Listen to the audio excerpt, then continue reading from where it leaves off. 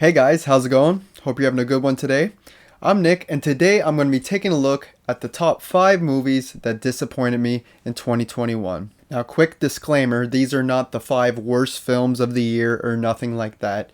These are just films that I feel I went in with certain expectations and they weren't met, or they really changed something that I didn't like and I walked out disappointed after watching the film. And before we dive into my top 5, make sure to like the video, subscribe to the channel if you enjoy this type of content, and you can follow me on my social medias, which will all be down in the description, guys. Go check them out if you're interested.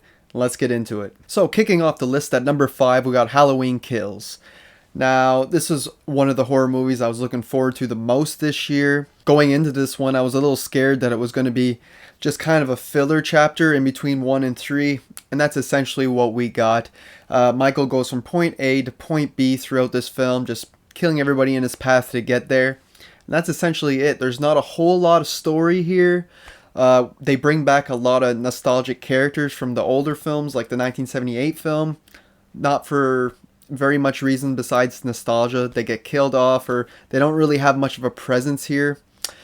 You got the whole hospital scene, which really took me out of the film, and it dragged on way too long. And I don't need that kind of social commentary in my Halloween films. I just want a good slasher film.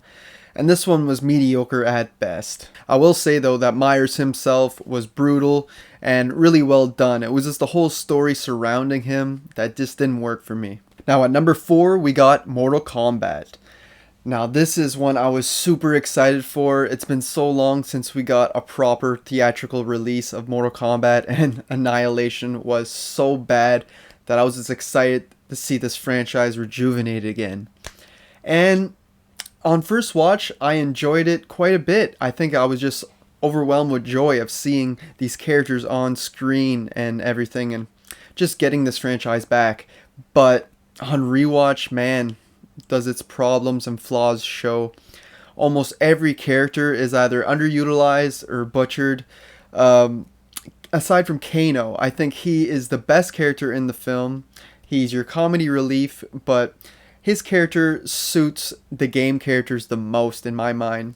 Scorpion and Sub-Zero were alright, but underutilized, just not used in the story enough. And we don't even get a proper tournament in this film. I'm aware that they're making sequels, then this is going to be a continuation story that works its way to the tournament. But just watching this one on its own, it's like a whole build-up, and we never do really get what we're waiting for. Coming in at number 3, we got The Matrix Resurrections. Now this is an odd one for me because I feel like they're really pulling on your nostalgia strings just to go watch this movie. And then you do, and that's pretty much all they give you. It's a lot of callbacks to the first film all throughout, which is fine, but the movie itself doesn't really have its own proper story. It has this whole meta self-awareness going on to it, like where they're breaking the fourth wall, and it's kind of like they understand they're in a movie in the Matrix universe by Warner Brothers, which is really odd. I don't mind that because I'm into that meta stuff, but it's just the fact that the actual story itself falls very flat. It's just this super mediocre, as well as the action's mediocre. Keanu didn't really feel like he was in the zone playing Neo this time around. And all in all, it just, with the first film being so influential and so important, this film has none of that. It just completely falls flat for me personally. Even though it's not a bad film, like most of these movies on this list, they just disappoint the hell out of me. At number 2, we got Black Widow. Now, Black Widow was one of my favorite characters throughout the Marvel movies, whether we're talking about Iron Man 2, Captain America Winter Soldier. She was a great side character. And this movie just felt too little too late. This was like after Endgame and everything. We had this big epic story with Black Widow throughout, and now you're going to show us a bit of her origin story and like her own side story, and it just didn't work for me. It was too small scale. Black Widow herself just seemed indestructible in this film. Like, she's not an actual superhero. She doesn't have superpowers. She worked best with the Avengers or someone with powers because she could go and fight off the smaller guys while the other guys took on the big boss. Well, in this film, it's like she's left to do all the big heavy lifting, and it just doesn't make as much sense. There's so many times where I'm like, she should be dead or at least badly injured, and she just gets up and walks away. She's kind of overpowered in this film. And overall, it fell very flat, especially after the big epic finale of Phase 3. Now, coming in the first place, the most disappointing movie of the year for me is Resident Evil Welcome to Raccoon City. Now again, guys, this is not my least favorite movie of the year or the worst of the year. This is just the movie that disappointed me the most. And it's unfortunate that I got to go out and see it in theaters. I was so excited for it, and I walked out with my head down, I have to be honest. The fan service is definitely there. They show you set designs in that straight out of the first and second video game. They did a really good job at that. And some of their characters were really nice too. Nice touches from the games, aside from one. Leon is completely butchered. And I feel bad for the hardcore fans of the video games.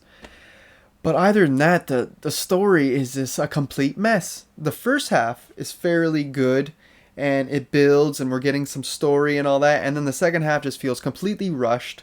We're jumping back and forth from the mansion to the police station. They don't know what story to tell. And that final act was like 2 minutes long, and it just felt like, bam, the title card came on the screen, Resident Evil, and it was like the end of the film. I was like, that's it?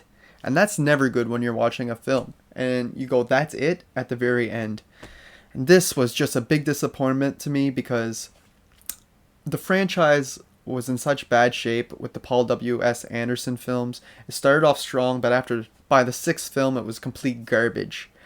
Where this, I'm like, it looks like they're getting the tone right by going more horror, survival, not staying away from the action horror.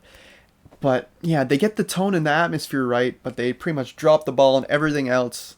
Most of the characters are underdeveloped, the story's a mess, and this is just not a good film. Even though it may be a closer adaptation to the video games, I still do not enjoy it. So there you have it, guys. Those are the 5 films that disappointed me the most in 2021. Again, not the worst films of the year, just the ones I had really high hopes for or expectations, and I walked out saddened. So guys, let me know down below the 5 films that disappointed you, or at least 1 or 2 that really was like, oh man, I wish that was better after watching it. Again, it doesn't have to be the worst movies of the year, just the ones that really let you down. And that's all I got for you guys today.